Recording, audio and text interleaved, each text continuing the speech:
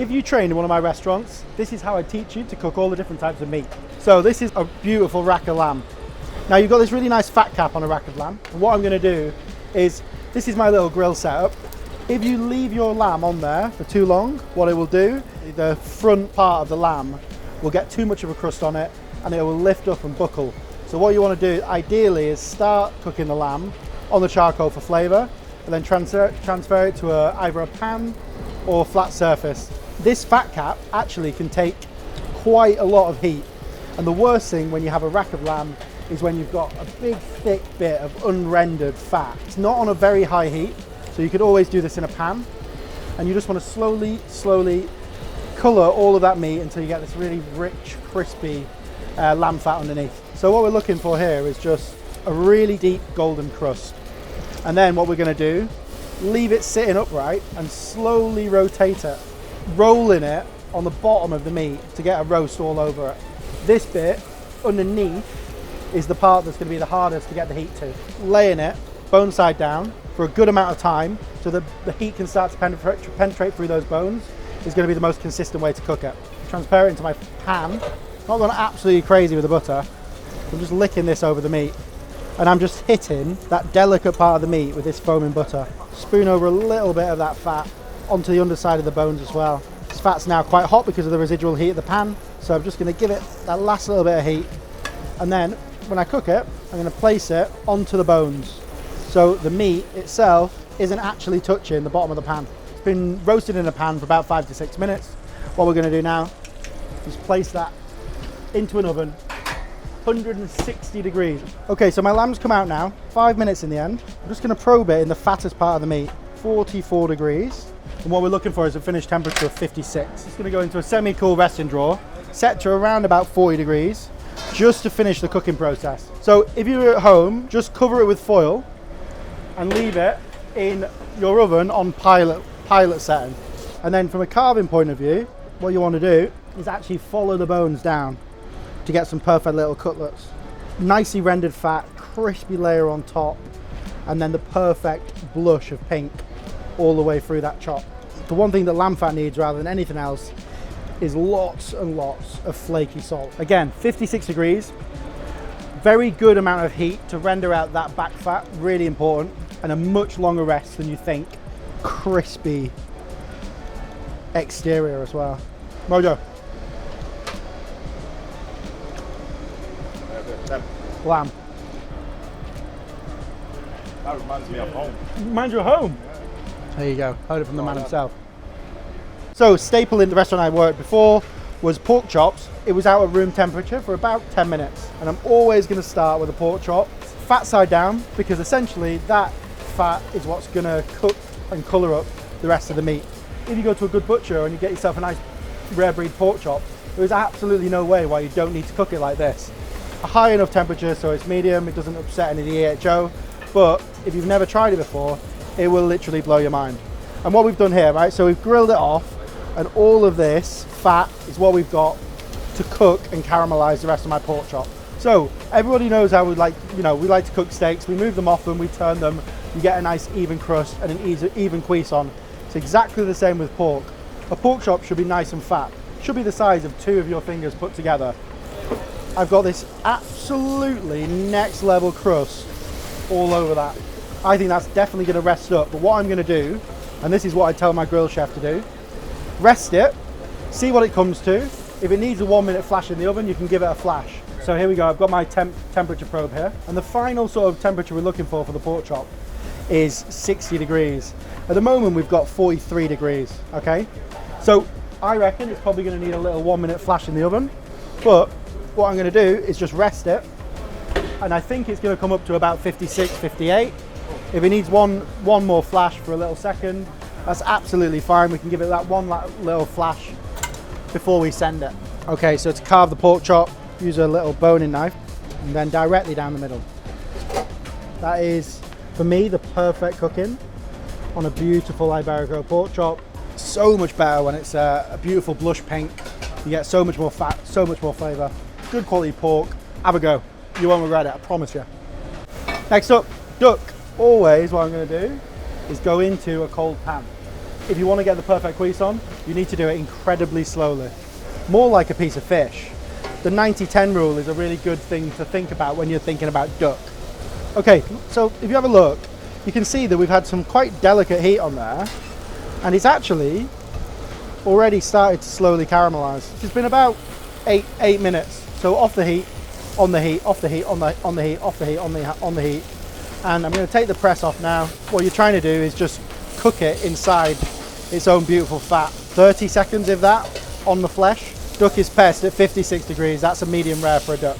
Comes off to rest. And unlike the other ones, that doesn't need to rest inside the drawer. On 53 degrees, 51 degrees. So that's going to come up to a beautiful 56 degrees. Let it rest for about 8 to 10 minutes. Just to level it off, you can trim this however way you want to. You could do some slices, which would be quite nice.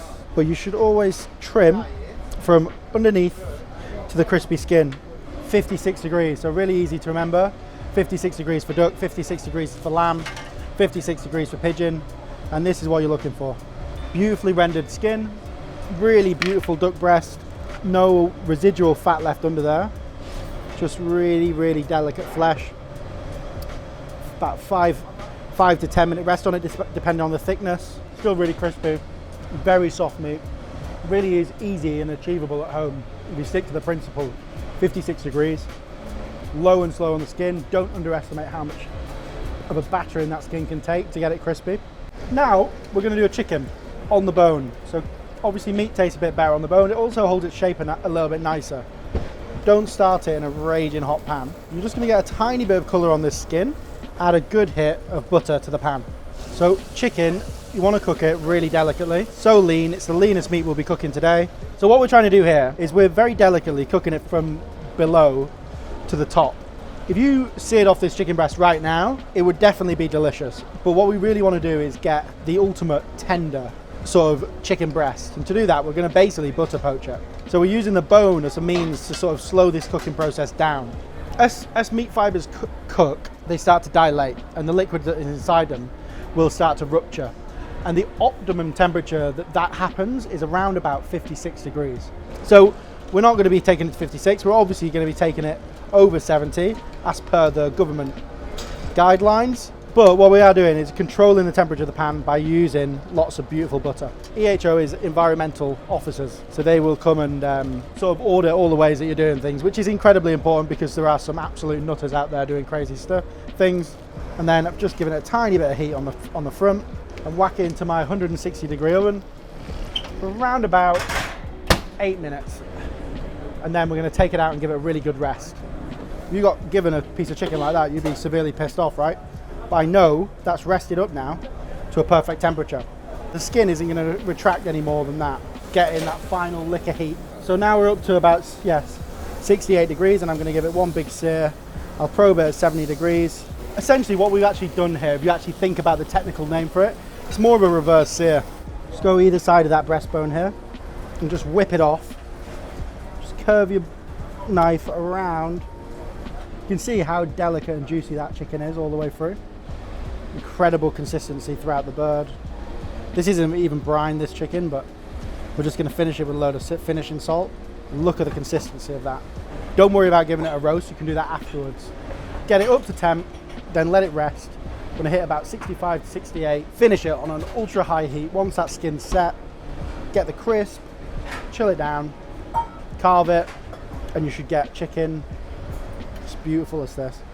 What we have to balance here when we're cooking pigeons or cooking any small birds is that basically the skin isn't going to give it any level of protection. It's very thin, it's very hard to get it crispy, but you really want it to be nicely roasted because it has a massive impact on the flavour.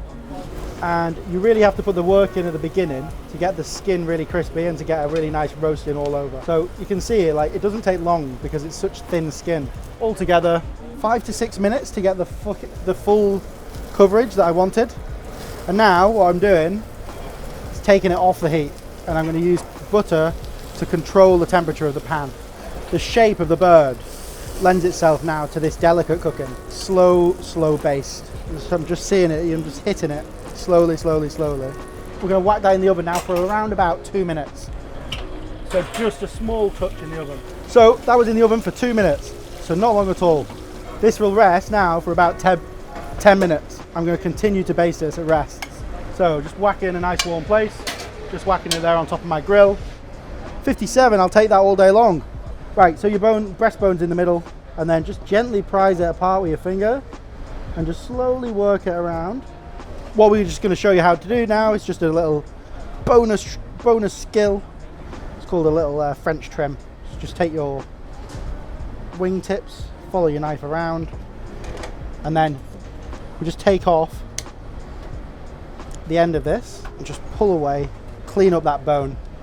So what you're looking for is a beautiful clean bone just to trim up. Needless to say, I absolutely love cooking squab pigeon. Same technique with grouse, same technique with quail. Oh, look at that cuisson, perfect. It's similar to a duck, but probably a little bit more intense, a little bit more gamey, but very sweet. Last but not least, the one you've all been waiting for, the equal parts of about 10 years learning into one very, very simple message with a steak that is medium rare. I've got a good layer of fat on there, and I'm going it straight onto the bars. So for a medium rare steak, what you always want to think about is rest it first, then probe it afterwards.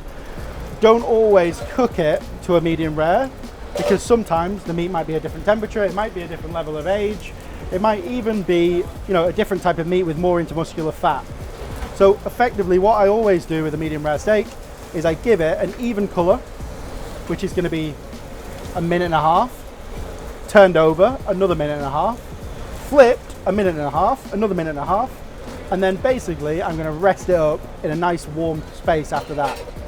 Rest your meat, probe it. If it's not on 48, if it needs a little push, cook it a little bit more. But do not be in a vicious cycle where you've overcooked it and then you're trying to bring the temperature down, because that's much harder and much more cowboy. The restaurant I worked before, we used to have a chef on the meat section who used to have the blast chiller on down the end of the kitchen, and he would routinely be sweating in the middle of service, fly down there, whip the bone off his steak so it comes down quicker, and whack it in the blast chiller, or whack it in the drawer. Got a nice crust on it, got a nice colour. That was only in there for about 8 minutes, 48 degrees, and it's absolutely bang on. The best thing about using a probe, and the ultimate hack for using a probe, is this is the best way to learn, and you get so many chefs who say the opposite, but the reason this is the best way to learn is because I know touching that meat that it's 48 degrees, and I know that it takes that amount of time to do it because I've done it so many times. But the only reason I can be sure is because I probed it at least 250,000 times before. Get some more heat back into the meat before I serve it, just touch it onto the grill. Just be clear, this is not to cook the meat. Slightly curved. The reason you do that is just so you can get seasoning all the way through. Nice even cuisson throughout the whole meat. If you want a more in-depth guide about how to cook every single type of beef to every single temperature, click here. If you want a more in-depth guide about the best way to cook each steak, click here.